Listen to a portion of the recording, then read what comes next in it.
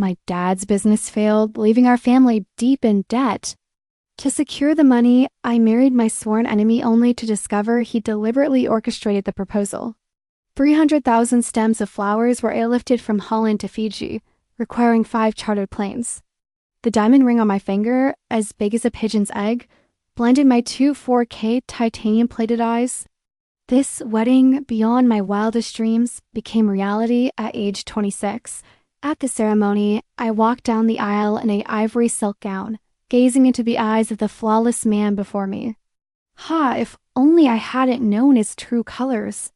His name was Joshua, my boss, the owner of an internet company, handsome and wealthy. Given my current predicament, such a match should have been a once-in-a-lifetime opportunity. Yet 2 weeks ago, Isabella, made it happen. During my lunch break at work that day, I received a call from my mother. The conversation was the same old story nagging me to go on blind dates. I brushed her off casually. Mom, I don't want to get married. I'm perfectly fine on my own. Fine my ass.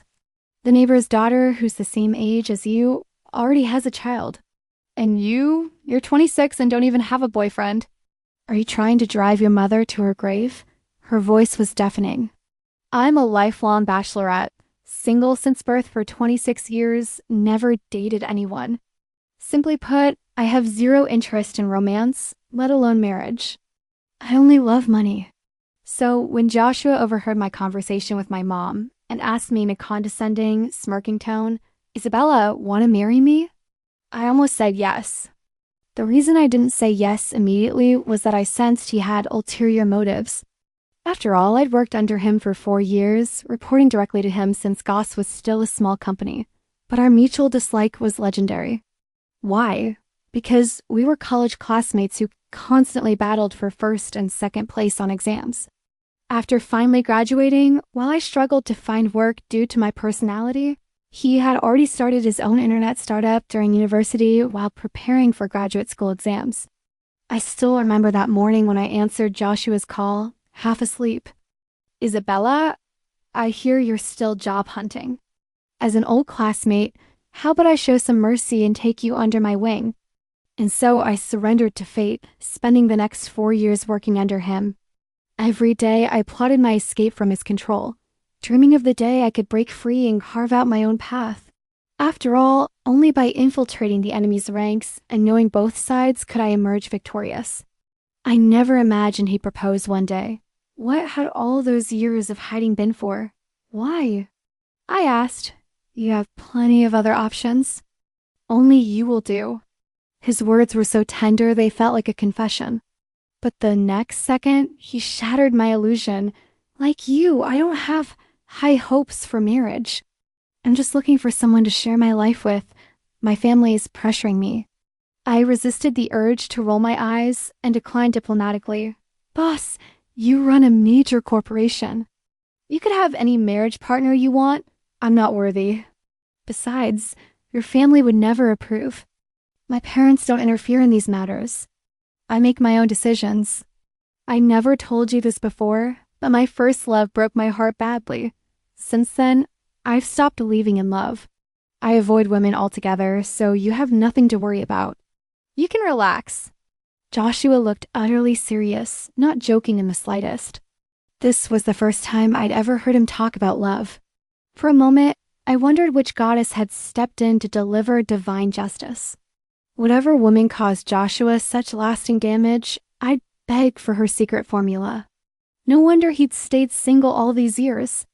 Back in school, he was practically a celebrity. His desk drawer held a different breakfast every single day, enough to make me green with envy. Whenever I'd sneak a peek at his bagel, he'd flash that infuriating grin.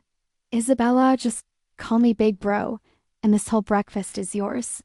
Like I'd ever sell my soul for a few coins. I'd turn away with iron resolve. Forget it, Joshua. Over my dead body. And now, I'm selling my soul for real. My dad still hasn't paid back the money he owed a relative years ago, and my mom's been thinking about mortgaging the house Grandma left us. Being a late bloomer, I doubt I can clear it all at once.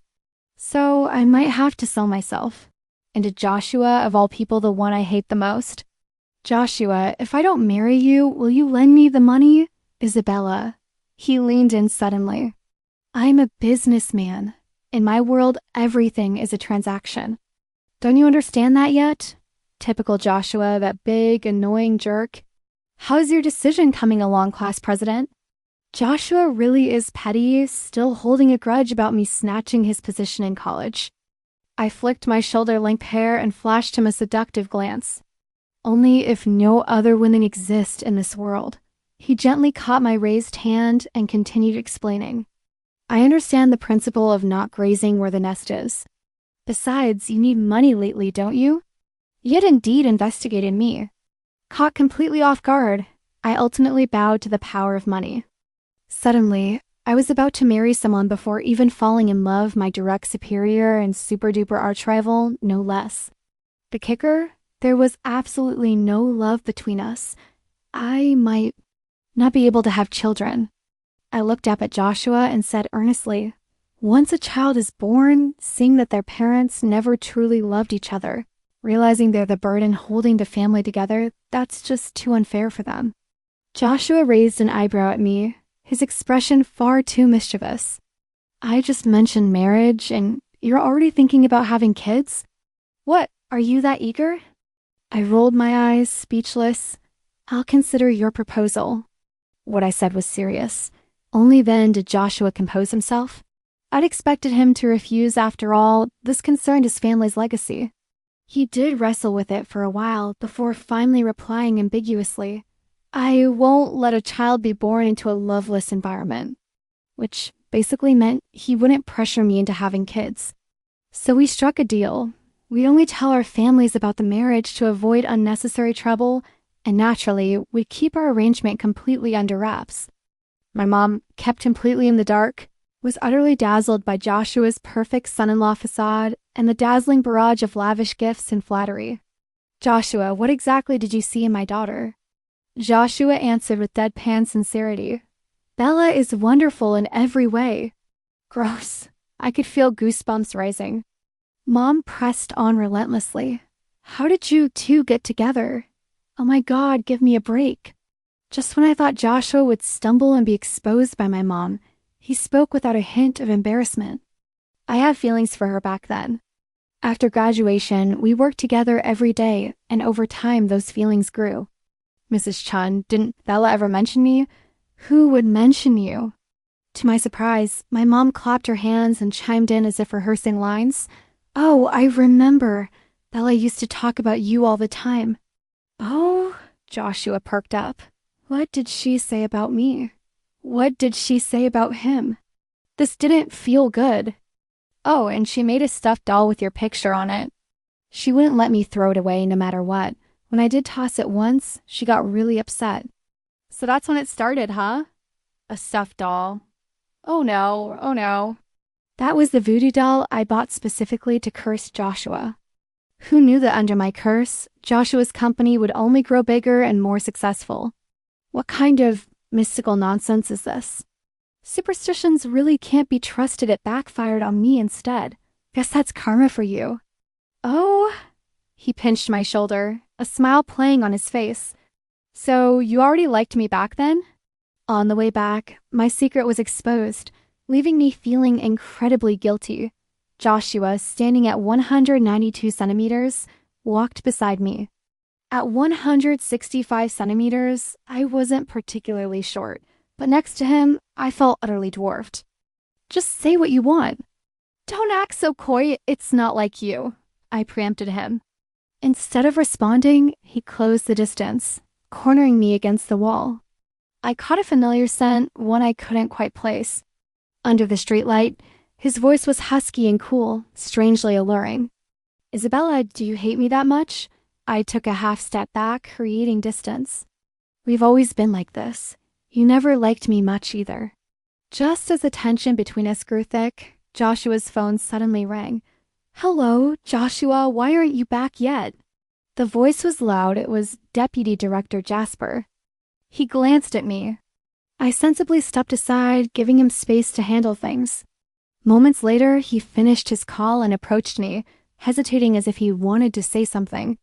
I cut him off. Go ahead. I acted with the awareness of a marriage of convenience. We're not really married anyway. You don't need to report your actions to me. We're free.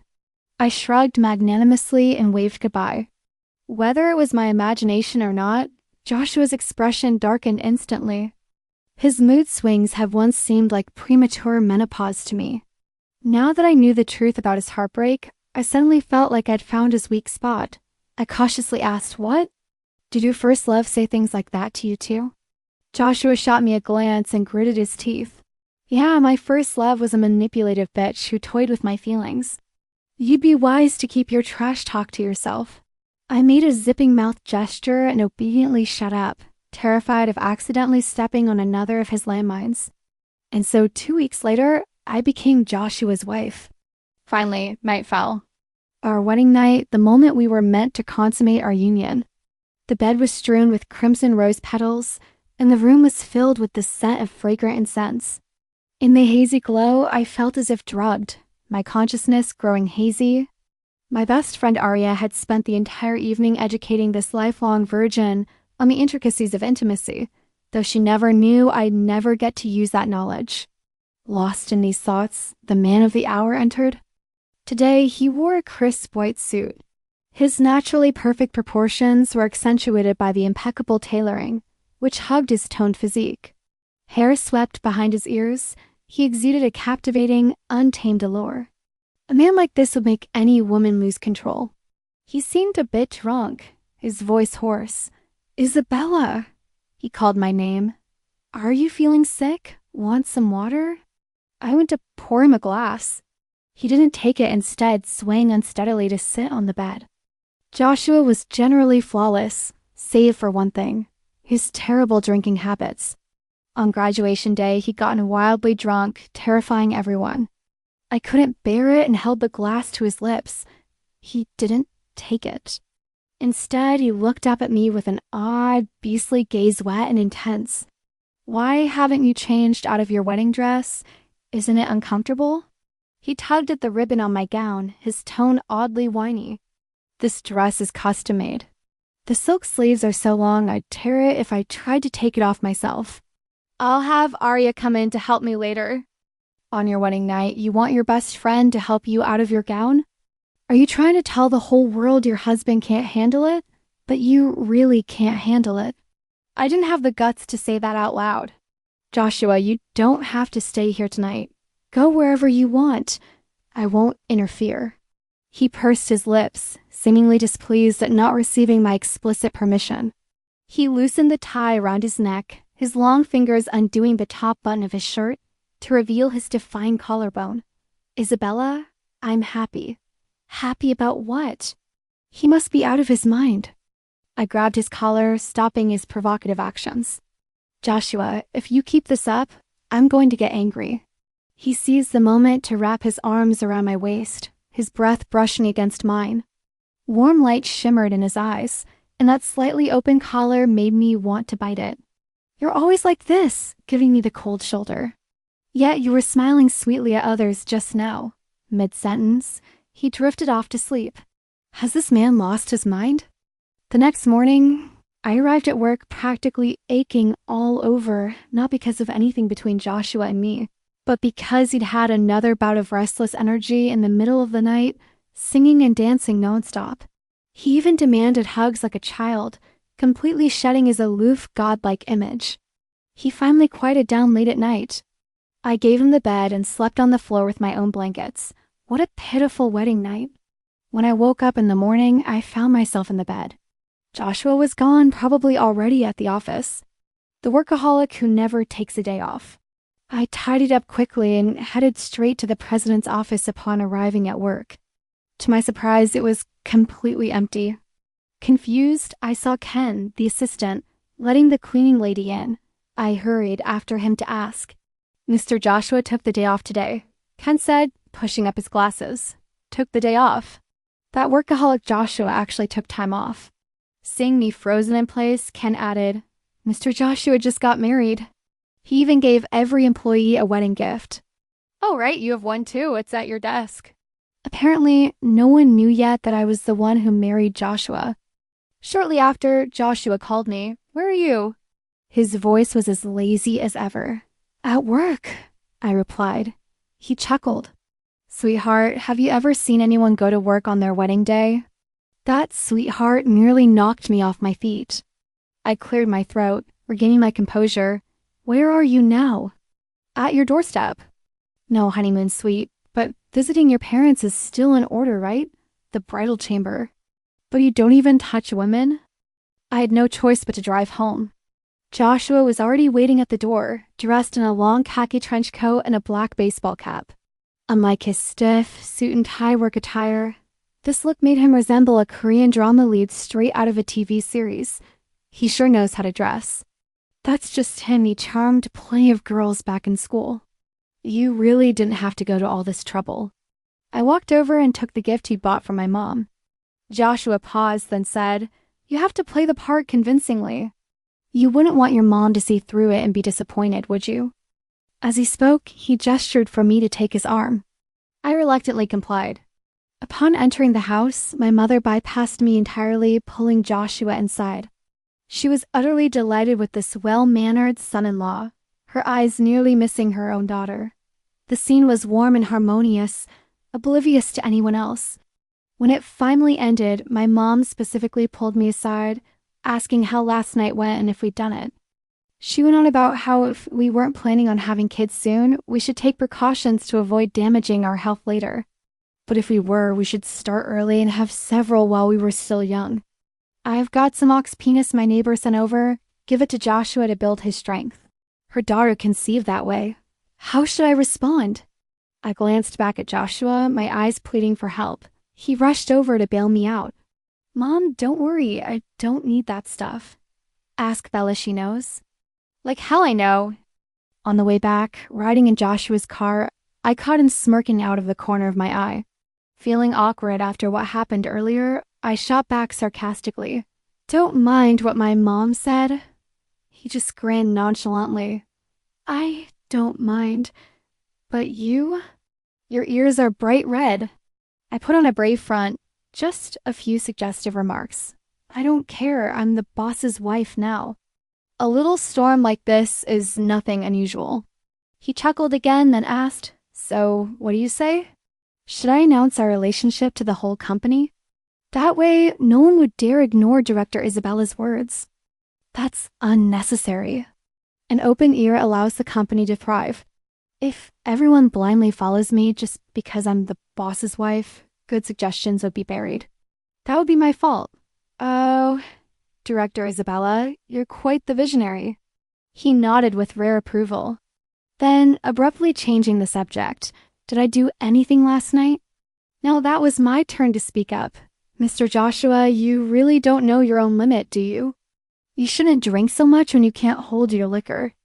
You didn't take advantage of me while I was drunk, did you? You're the one who took advantage of me." I retorted indignantly, recalling how he'd wrapped his arms around my waist and carried me to bed last night. He was the one who'd gotten all the benefits. "Where did I touch you?" His gaze held a hint of mischief. I shot him a disdainful look. "You definitely carried me. You carried me to bed." He scratched his nose. "Seems like that happened. I even touched." "Don't say it." My face flushed slightly. The distance wasn't far, but the direction was wrong.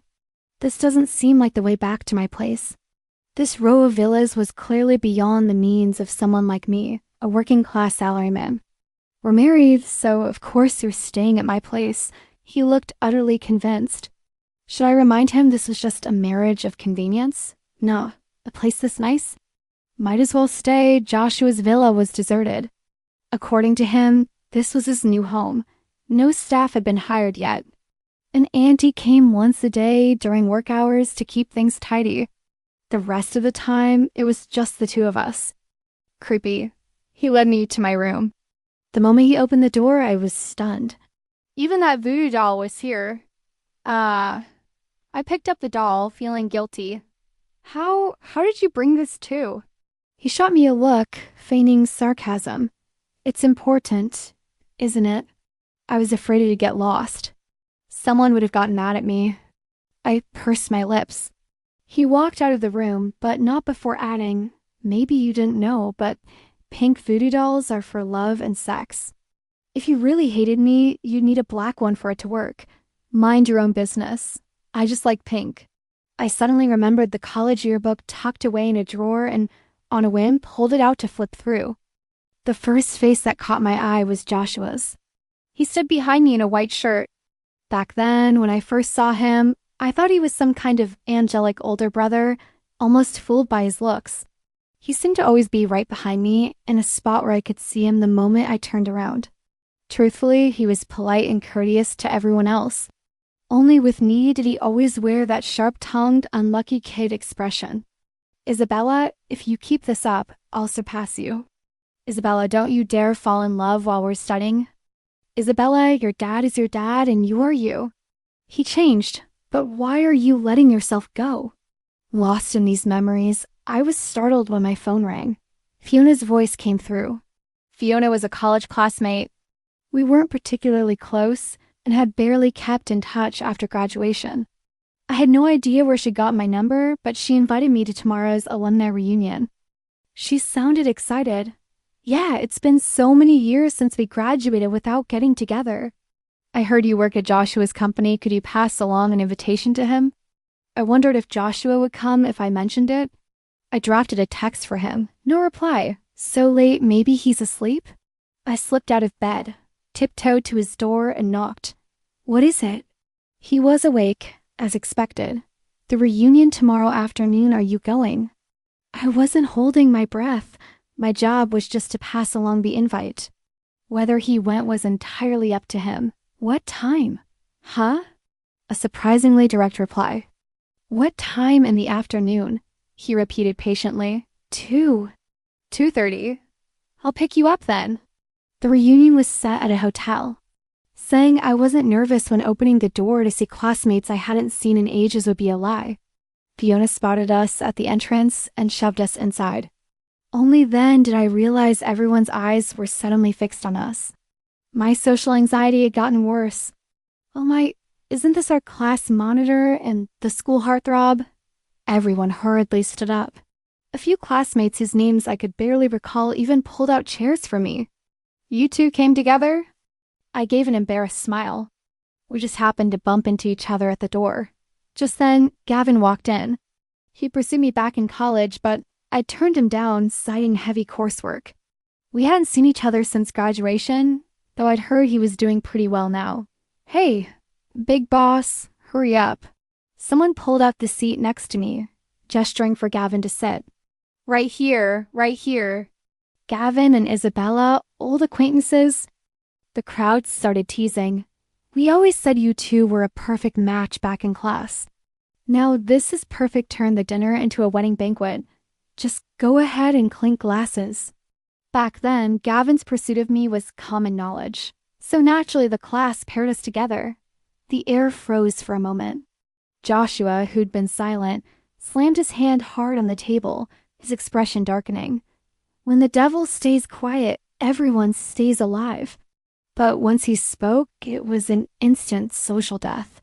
I hear our class monitor is already married, and the groom apparently isn't this big boss Gavin.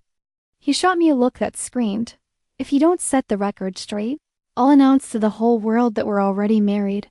Yes, I am married, I nodded, not daring to provoke him at that moment. Actually, Gavin and I are just old classmates. Please stop linking us together. I shot Gavin an apologetic smile. He returned a reassuring look, but suddenly I felt prickly, eyes fixed on me. Ah, what a shame. Duan Ting lamented fearlessly. We were sure you two would end up together. What about Joshua? Any romance there? He'd stepped right on the landmine. He's married, Joshua said calmly. The table erupted. No way! You got married? I'd love to see who's so charming they snagged our school heartthrob. What does your wife look like? Bring her over sometime so we can see. She's pretty, but her personality's a bit rough. We're always butting heads. Oh, so that's Joshua's type. A wild girlfriend? Then Isabella fits the bill perfectly. Back in school, you two were always at each other's throats. Hey, I actually shipped them. That year after graduation, The usually steady Joshua got drunk and went on a rampage. I thought he was upset about finding out Gavin and Isabella were together. Holy crap, a ship can be niche but not this twisted. Huh, is that so? When I saw Joshua, I clearly choked on my drink. Midway through, I got up to go to the bathroom. The ladies' room, always a place hiding so many secrets. Those guys sure can exaggerate. Isabella's skin has gotten way worse. I used to think she'd be the first in our class to drive a luxury car and live in a mansion. But she's still working for someone else. Heard Isabella's family business went bankrupt back then. She went from little princess to ordinary girl overnight, drowning in debt. Rumor has it her dad's an alcoholic too. How could her life be good? She could totally hook up with some rich old guy. Like a proud princess would stoop to something so degrading? Logically, I should have been furious, but an odd calm settled over me. They weren't wrong. It seemed I really had done something pretty degrading. I sold myself to Joshua. I calmly pushed open the door and walked right up to the gossiping girls, washing my hands with composure before pulling out my lipstick to touch up my makeup. Seeing me, they looked awkward, like their secret had been exposed. Yet, they played the victim first, snapping back. Isabella, that was disgusting. Eavesdropping on people? I chuckled. Miss, you were the one gossiping in the bathroom when the subject walked in. Blame me? Before she could retort, I cut her off. Lily, the pattern on your handbag is starting to look a bit yellowed, you know? My subtle hint that her bag was a knockoff left her frozen in place, speechless. Honestly, it was hilarious. Back at our table, the dinner was winding down when my appetite suddenly vanished. I wanted to leave early. I'll head out first. Some work issues need handling. I grabbed my bag. Seriously? So early? Yeah, work stuff. Let me walk you out. At that moment, Gavin actually stood up, prompting the crowd to cheer. Sure enough, the next second, Joshua impatiently clicked his tongue. Isabella is my subordinate. If she needs to go back to the office, I'll take her. A mild ache began in my lower abdomen. No need. I pushed him away. I'll go back on my own, I dashed out like that. In full view of everyone, no one knew what had happened, not even I understood. After a few steps, I couldn't run anymore and slowed to a walk, until the sound of leather shoes tapping the pavement reached me from behind. I hastily wiped my tears with dirty hands, forcing a smile uglier than crying as I turned back. Sorry, I made a fool of myself. Isabella, why are you crying? He looked down at me. I don't know, sand got in my eyes. I lied. Joshua stepped closer and bent down gently. I've never seen you cry before. Who upset you? At those words, my tears burst forth like a dam breaking. Am I pathetic? Joshua frowned, looking at me helplessly. Who the hell said that? No one, I just feel that way. I burst into tears. I sold myself for money. Now I'd marry you for money, and later I'd sleep with you for money. Doesn't marrying a woman like that disgust you? I turned and walked away. Joshua followed behind. At 6 feet tall, he easily enveloped me in his arms, pinning me in place. He gripped my wrists, turned me around, and finally held me tightly. His voice softened. I never meant to pressure you. I just thought you might need it. Seeing you suffer hurts me too. I don't know how to make you accept my kindness. Maybe I'll owe you for the rest of my life. That night, I don't even remember how I got home. I hadn't drunk a drop, yet my eyes were puffy like a rabbit's. The next morning, I woke up with a splitting headache like a hangover. Joshua was already seated, leisurely eating breakfast. His words from last night flashed through my mind, and my face flushed instantly. I stubbornly refused to come out, feeling petty and small. I regretted my actions last night, and I couldn't understand what he meant. It was frustrating. Wasn't he supposed to be indifferent to women? How come he was so skilled at flirting? Hiding back there? Come out and eat breakfast, he called out. Oh, like a child caught doing something wrong, I nervously shuffled over to sit at the table. During breakfast, he didn't mention last night at all, just kept pouring milk for me. Our company's collaboration project with Thomas Corporation was looming. As soon as I arrived at the office, I saw Emily, the intern I was mentoring, sitting at her desk looking gloomy. This girl was no pushover, the daughter of a company director, spoiled and prone to temper tantrums. She was especially infatuated with Joshua, and I'd heard she'd come here largely because of him. Now that she knew he was married, no wonder she was so downcast. Thank goodness the wedding was secret last time. If she'd found out I was the one her crush was with, she'd have eaten me alive. Isabella, who do you think seduced Joshua? She's got him completely under her spell. And the worst part is, my dad didn't even know he was married. Don't you think that's outrageous? I've liked him for years. I couldn't be bothered with her. Did you print out the plan I asked you to prepare? She looked utterly confused. What plan? I guessed what she meant. The venue set up for tomorrow's launch event, did you finalize it? She brushed it off. Sort of. The person in charge said it's mostly done. You didn't go oversee it yourself? Like, I have time. Still need to get my nails done. She curled her delicate fingers, admiring her manicured nails, then placed the Starbucks cup on my desk with a flattering smile. Isabella, this one's on me. Why don't you handle the plan for me? At your speed, you'd finish it in half a day. I showed her no mercy, pushing the coffee back. Emily, am I your mother? Why do I always have to clean up your messes? Emily never expected me to be so bold. She turned bright red with anger. Isabella, I'm talking to you nicely. Don't push your luck. Do you even know who I am? I know the director's precious daughter. My courage surged, and I even sneered at her. I truly had enough. If we weren't at work, I'd have fought her right then and there. So what? Do you pay my salary? Pretending to be connected here. Feeling all high and mighty, huh? I'd had it. Ever since she joined and got assigned under me, my workload had doubled. Everything she couldn't handle, I had to clean up after her. Today, I finally reached my limit. Where's the knife? I wanted to slash someone. Things escalated rapidly, spiraling out of control.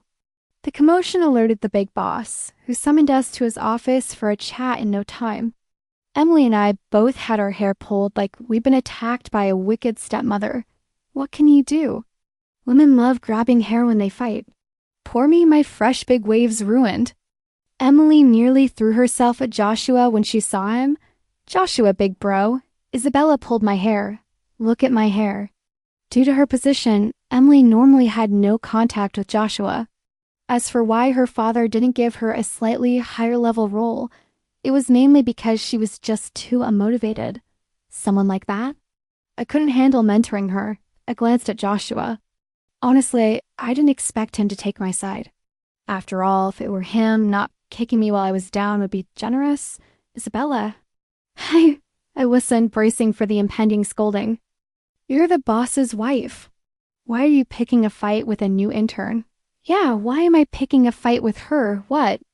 The boss's wife. Not just me, Emily's face turned a mottled shade of liver-like, alternating between pale and crimson. Joshua, are you blind to like her? She's a shrew, Emily protested. Well, that works out. Joshua walked over and put his arm around my shoulders.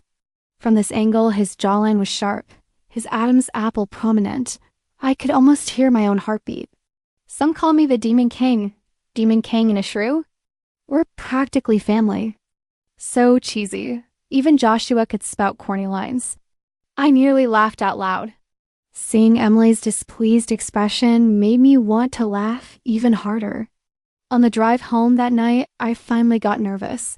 Mr. Joshua, are we really okay treating Emily like this? He drove, looking utterly unconcerned. Her dad, that old fox, has been running roughshod at the company. It's good to knock some sense into him. If it weren't for my dad's friendship with him, he'd have been out of Goss ages ago. Seeing my puzzled look, Joshua elaborated. Her dad's an old friend of my dad's. Back when I first started Goss, he happened to be laid off. My dad told me to give him a nominal position at the company. Who knew the company would grow so big? He made a fortune off that nominal director title and actually started thinking he was some kind of talent. As Joshua spoke, his eyes flashed with disdain, even coldness. So this guy I'd gotten involved with and Joshua had never gotten along? That meant I'd only caused him trouble. I lowered my head, guilt welling up inside me. What are you doing? My sudden silence made him pause. Am I causing you trouble? I can't control myself. I thought, why stop? He finished my sentence. Let me say it for you. You thought I wouldn't stand by you. He hit the nail on the head. Isabella, no matter what, you're my wife. Right or wrong, I'll always stand by you. It sounded sweet, but I didn't buy it. This time I'm in the right. If I weren't, would you still indulge my temper? I'd side with family over reason. Try me if you don't believe me. His words sent the car's atmosphere sizzling. A current shot up from my lower body, leaving my face flushed like a sieve. I panicked. His domineering CEO rhetoric was too seductive. I hastily fanned myself with my left hand to hide my blush. Emily won't go public with our relationship, will she? I asked, a hint of worry in my voice. He snorted. Think she's stupid? What's in it for her? Speaking of tomorrow's launch event, do you have confidence in me? Absolutely. I was pumped up like I'd been injected with adrenaline. I have complete confidence in you. A childlike smugness spread across his face. But didn't you hand the entire plan over to Emily? What if she doesn't finish in time? That's her usual routine. Don't I know her? For something this important, I've got it covered. Just wait and see tomorrow. The launch event will absolutely blow your mind. He smiled, revealing pearly white teeth. All right, I'll be waiting.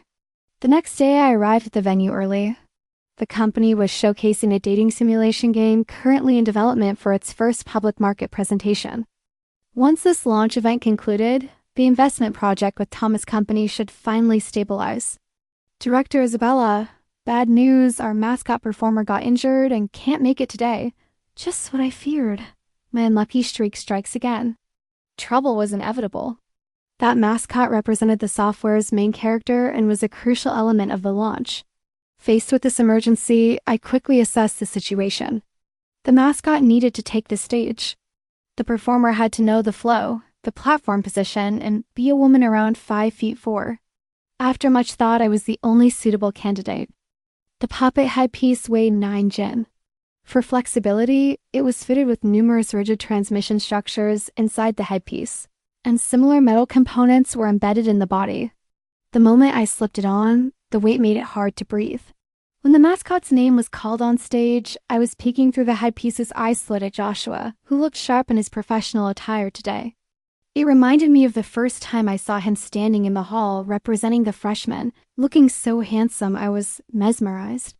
My name was called again. I hurried forward, wobbling and swaying. Who designed this damn hood? After the show ended, I headed to the changing room to swap out the giant puppet suit. The moment I pulled off that hood, some brat barged in and kicked me in the butt. Just as I was about to curse, my body collapsed uncontrollably. It hurt so bad, I couldn't get up. Isabella! I heard Joshua's voice, wrenching my heart. I was rushed to the hospital. The doctor said my spine was fractured and I needed rest. For the next few days, I could only sleep on my stomach. Can I move? Can I shower? I couldn't stay still. It's best not to. If you need to wash, call a nurse or your husband to help. I felt like crying but couldn't. I don't care. I want to leave the hospital. Joshua's eyes darkened, and the next moment, a torrent of scolding poured over me. Isabella, who told you to wear that dull costume? Didn't you know only professionals can control it? If you'd hit your head today, it wouldn't have been just a broken back. His words stunned me. The pent-up frustration in my heart erupted instantly, and tears streamed down onto my pillow. I just wanted the press conference to go smoothly. I was afraid I wouldn't do it well and you wouldn't be happy. I promised you yesterday. His breath caught, and he fell silent. The next second, he slowly sat down beside my hospital bed, patting my back. The doctor said it'll take about 3 to 4 weeks to heal. Just rest well during this time. By evening, Joshua still hadn't left. Aren't you leaving? I'd already slept and finished the porridge he'd brought me. He shot me a sideways glance. I'm your caregiver. I was drenched in sweat, feeling sticky and uncomfortable. I want to take a shower. Can you call the nurse in? No. He flatly refused. Why? I feel so sticky. I want a shower. I started throwing a tantrum. Joshua looked at me, his thin lips pressed together. I'm not that generous. I won't let anyone else see my wife's body. I rolled my eyes at him. Who says I'm your wife? And nurses are women, he argued stubbornly. There are male nurses too. Women aren't allowed either. No one gets to see you. With that, he walked over and swiftly lifted the hem of my nightgown. I reached out to stop him, yelling, You beast! What are you doing? He leaned down, his lips brushing my ear. To help you wash. I turned my back to him and began struggling. Joshua, don't you dare. You're my wife. Why wouldn't I dare? He lowered his head, burying it in the crook of my neck. His warm lips pressed against my skin, his scorching palms easily finding my shoulder blades. I won't dare. I won't be stubborn anymore. You pulled my clothes down. I started begging. He finally stopped moving, his voice tinged with restraint. I told you, Isabella, don't provoke me. Otherwise, I can't guarantee what I might do. I'm going to taste this grass right under my nose. Hearing this, my face flushed instantly. In the end, Joshua couldn't resist my pleas and called the nurse to help me bathe. Following the nurse, Joshua kept muttering, If possible, please bring an eye mask. A cold glint flashed behind the nurse's glasses as she emphasized again, Medical staff see no gender distinctions. And whatever she has, I have too. Under my glare, Joshua finally fell silent and reluctantly left the room, and so I became completely dependent. Aside from needing the nurse's help to use the restroom, Joshua handled most tasks. Though busy with work, he insisted on rushing over every night to massage my waist for 1 or 2 hours. I felt guilty and suggested he hire a caregiver, but he firmly refused. A month of such devoted care could warm even the coldest stone. I often stared wide-eyed, waiting for nightfall, anticipating the touch of his slender fingers on my waist. It felt so good. My mind drifted back to that kiss he pressed against my neck. Could it be that my irresistible charm had truly healed his broken heart? On discharge day, I beamed like spring had arrived. No trace of illness's ravages, only a fuller figure. Colleagues visited often, especially my bestie Arya, who practically treated the hospital like home. Arya, you've been around the block. Give me some advice, I pleaded. She was helping me pack when she heard this and frowned. Did you and your husband turn the act into the real thing? Did you sleep together? I choked on my water, coughing violently. What kind of filthy thoughts are running through your head? The recent flirtatious atmosphere with Joshua made me feel suddenly unsure of myself. When I told her about Joshua's past heartbreak, she looked at me like I was an idiot. So he avoids women because he got hurt. Why doesn't he just become a monk then? I countered, but that's what he told me. He stayed single all these years. And you just believed him? You're way too gullible. She shook her head, exasperated by my underdeveloped brain. Come on, you're a top-tier university student. How come when it comes to love, you turn into a total airhead? Are you genuinely blind or just pretending? Joshua likes you. The way he looks at you, he could eat you up. Joshua likes me. But he clearly said rabbits don't eat the grass near their burrows. I'm the last person you'd ever like. More importantly, he still carries the weight of his first love, etched into his memories. She's someone I could never surpass. Seeing my skepticism, my bestie grinned mischievously. Let me think of a way to get him to admit it himself. Make him slip up. You fight fire with fire.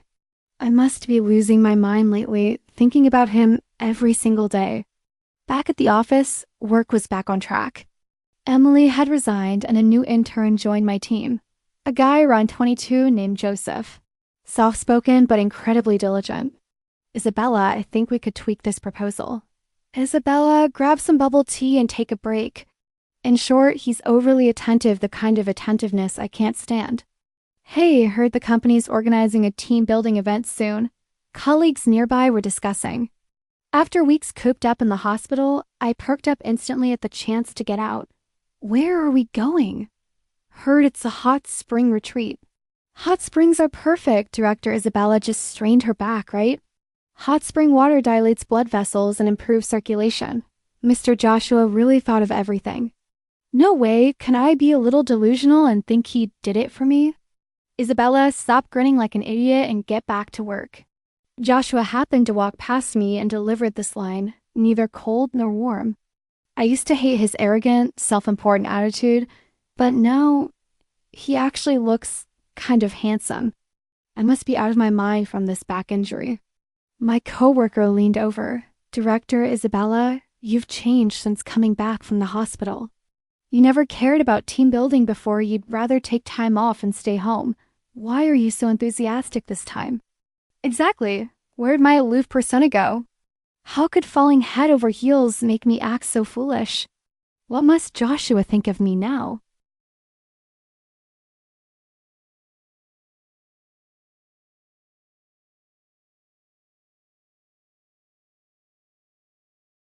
Now that's more like Isabella. When I got home that evening, the delivery guy rang the doorbell. I was in the shower, so I asked Joshua, who was near the entrance, to sign for the package. The moment I stepped out, he gave me a look like I owed him $1 million. What? I was confused. He suddenly started asking random questions. Isabella, what are clothes like? I was confused. It has sleeves and a collar. He held up the freshly opened package. Then tell me, what's the point of this thing? What difference does it make whether you wear it or not? As I looked at the fabric before me, I gasped in horror. In that instant, I realized exactly what it was, the secret weapon Arya had mentioned. But this weapon? I couldn't possibly use it. I snatched it away. Why did you open my package without permission? Those bold words plastered all over the box. I couldn't just ignore them. He crossed his legs. Come on, tell me, why did you buy this? Don't get any dirty ideas. It's about freedom of dress. Girls don't just dress up to please you, mean we do it for ourselves too. I argued my point. He nodded in agreement. Well said. How about your husband helps you evaluate this? Joshua paused, a mocking smile playing on his lips. This size, are you sure? I stared at the size tag, my vision suddenly blurring. Arya, you really overestimated me. Instantly mortified, I bolted back to my room. Mission failed. I'm just not cut out for this. The team building day arrived. Since several colleagues suffered from acrophobia and everyone agreed the bus ride would evoke childhood field trip vibes, the coach won by a landslide. What shocked me most was that Joshua was the driver. Sure thing, Mr. Joshua really does everything himself. Joshua smiled. I was in a minor car accident while riding in a taxi once and nearly missed meeting someone important because of it. So I prefer to take control of my own destiny. A minor accident? How come I never heard about it? Our company benefits are so great, we get to soak in the hot springs at Fairy Mountain. Yeah, and with such a handsome boss driving us himself, no need to deal with those old farts at the company. How awesome is that? Watch out, the chairman's car is parked right next to us. Whoa, Tilda, that's terrifying. My colleagues chattered away, but I couldn't focus on a single word. After about 2 hours, night fell and everyone dozed off. I glanced at Joshua sitting in the driver's seat and quietly shifted to the passenger side. Once settled, I grumbled. Driving is exhausting, and it's still 3 hours to Fairy Mountain. Why insist on driving yourself? He chuckled. It's not like you're driving. What? Feeling sorry for me? I ignored him. Save your pity. I'm worried your driving sucks and you'll drag us all to our deaths. Not worth the risk. He fell silent. We reached a rest stop. Joshua calmly pulled over and roused everyone. Those needing the bathroom went. Those wanting food bought snacks. And then some headed for the small grove. Joshua dragged me into the small grove beside the rest stop. The moment we were out of sight, he slammed me against the wall, his voice hoarse and seductive. Don't you know how good my driving is? I swatted away his wandering hands. I haven't had the chance to find out. You ungrateful little thing. He pressed me against the wall, his lips descending. This time I was completely dumbfounded. He kissed me, but it was just a fleeting touch. With all that build-up, I thought Joshua might actually have the nerve to sleep with me. Instead, he leaned in and gave me a single peck. Soft and sweet, my first kiss tasted like eating cotton candy. All right, let's go back. They'll be here soon. He pressed his hand to his mouth, his eyes flushing an unnatural red. My questions went unanswered, and I wasn't happy about it. I grabbed his sleeve. The car accident, what happened? He laughed bitterly. Isabella, you really think you're my mom? You have to question every little thing I say. Was it that summer when it was my birthday and we planned to go to the amusement park? I asked him. He fell silent, probably because I'd hit the nail on the head. My eyes misted over. You always do this, never say anything. I ended up sulking at you all summer over that. Ah. Seeing tears welling, he fumbled for tissues. With your caring nature, knowing would make you feel it was your fault. Of course, I didn't want you to worry. Joshua. I stifled my tears and called his name. Are you really not going to say anything? Say you like me. Say you want to be with me. Just say it, and I'll agree. Say what? I was speechless. This dummy, Joshua, is a super-duper idiot. I didn't speak to him for the rest of the trip. This blockhead really is hopeless. By the time we reached Fairy Mountain, it was already 9 o'clock at night, perfect timing for the Cliffside Infinity Hot Springs. Surrounded by forests, with birdsong and insect melodies, it was a dreamlike beauty. As soon as we got off the bus, I followed my female coworkers to stash our luggage and rush to soak in the hot springs. There were no separate baths for men and women here. Everyone soaked together in swimsuits. I wore a light pink halter-neck swimsuit. As I soaked in the water, admiring the shimmering starlight, someone suddenly appeared beside me. Thinking it was Joshua, I turned to find Joseph smiling at me. He spoke first. Sis Isabella, I've been looking everywhere for you. There you are. I glanced behind him, feeling a bit disappointed. Just you? Where's Mr. Joshua and the directors? Not sure about the directors, but Mr. Joshua seems to be swamped by some lovely ladies asking for his number. He gestured toward a nearby group. That beaming, springflower bright smile belonged to none other than Joshua, that married man. He seemed to spot me too.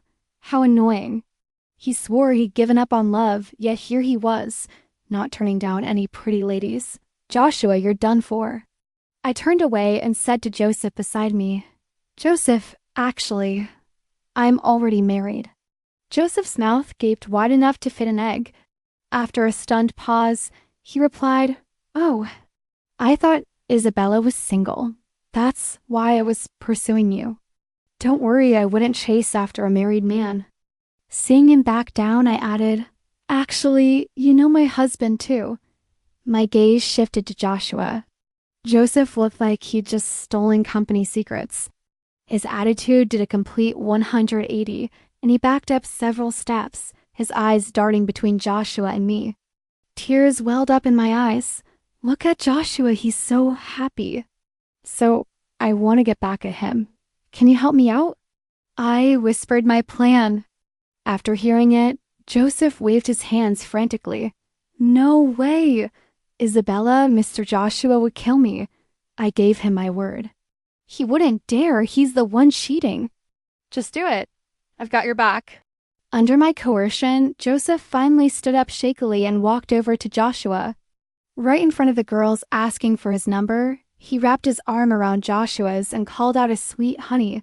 I didn't stick around for the show, I bolted. As I ran, I heard Joshua roaring behind me, Isabella! I was thrilled. Wrapping my bathrobe around me, I jogged back to the hotel room. Just as I was about to close the door, a familiar scent wafted up from behind me, sending goosebumps across my skin. How did you get here before me?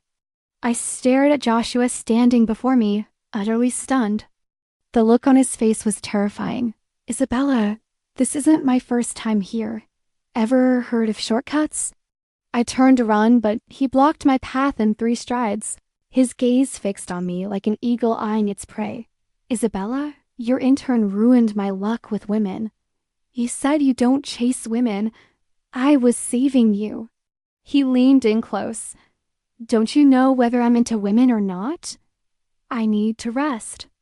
I pushed him away hastily. We were too close it was easy to get sleep in my room.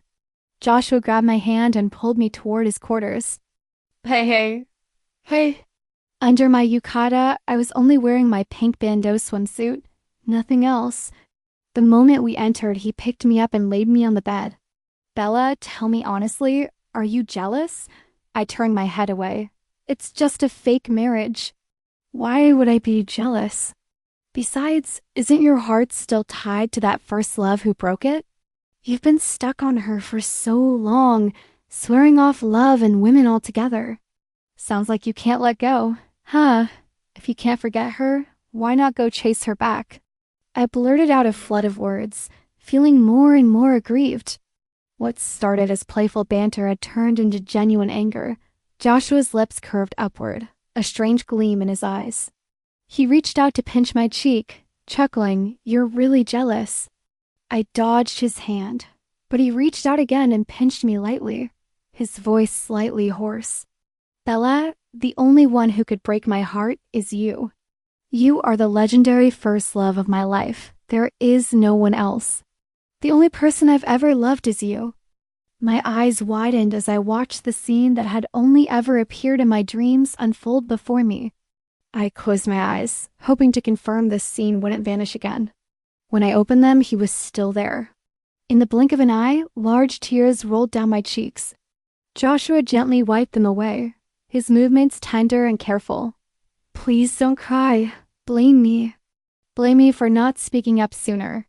For 7 whole years, from freshman year until now, I knew you needed money. So I resorted to the most despicable means. I was afraid you wouldn't agree, so I fabricated an illusory past. Joshua's expression darkened as he pulled me into his embrace. Not all of it was made up. You disliking me truly hurt me. Back in college, your dad's business failed and he changed completely. Then your parents divorced. You were emotionally unstable, skipping classes for days. My family couldn't afford to help you. All I could do was keep showing up, urging you to pull yourself together. But none of that can match the urgency of the money Gavin offered. I was jealous of him. Back then, I vowed I'd be the first person who could help you, the one you could rely on. Hearing his words, I bit my lip and said nothing. He looked at me. I remained silent. He pinched my cheek again.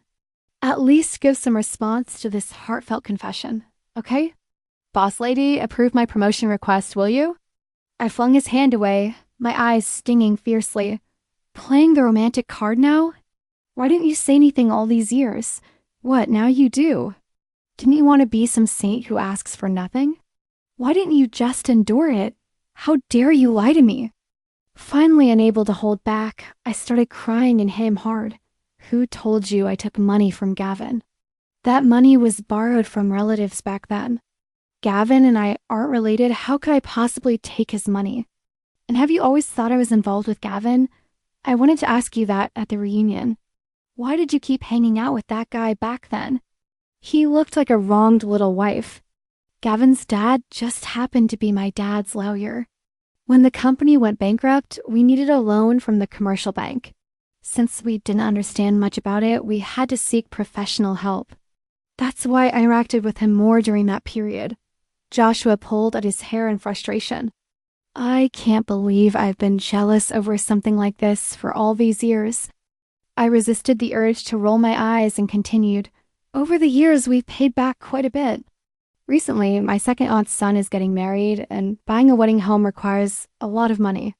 It's never good to owe people, and you offered to lend me money, so I thought I'd pay him back in one go. I always figured it's better to owe you than to owe someone else. At this, Joshua's face flushed crimson. I hurried to explain. I just figured you're not short on money anyway. At that reunion, I was terrified you'd think like everyone else, that I married you solely for your wealth. But that's not it. I've been deceiving myself all along.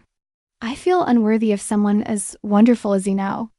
I feared you only loved the proud, accomplished version of me from the past.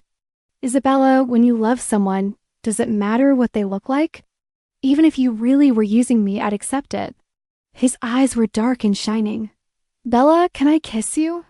I really want to kiss you right now. I lowered my gaze, blushing fiercely. It seems like you want more than just a kiss. The next second, his long fingers cupped the back of my head, and he kissed me with uncontrollable passion. He seemed clumsy and awkward at it, like he didn't know how to kiss, yet at the same time he was incredibly skilled, making my whole body burn. This was a Joshua I'd never seen before, a broken beauty tinged with sensuality, one that begged to be cherished. Suddenly, I wanted to tease him. I gathered my courage, my eyes brimming with allure, while his gaze deepened like a pool of water. I leaned in to kiss his lips. His eyebrows, how could he resist such teasing? He straightened up, meeting my eyes, then suddenly lowered his head. A vivid red stain instantly spread across the sheets. What just happened? I dared not be so bold anymore, staring at him in utter bewilderment. Joshua had never been this timid before. He seemed embarrassed too, frantically wiping his nose with tissues while explaining. I refuse to believe any man could stay rational when touched by a woman who likes him. Thump, thump. My heart, which had calmed after the earlier surprise, began pounding wildly again. I don't believe there's a woman in the world who can stay rational when a man she likes confesses his feelings either. I kissed him again, plucking up the courage to lean into his embrace. Finally opening my heart, I confessed. Joshua, you said you've liked me for 7 years. I felt the same way all along. He gripped my shoulders, staring at me in disbelief. Impossible. Why is it impossible? No one would make a pink curse doll. No one would want to go to an amusement park with the person they hate most. No one would marry someone they don't like. That's because that person is you. Only you. He listened, utterly dumbfounded. Actually, I leaned close to his ear. Back then, the first time I saw you on the podium, I fell for you at first sight.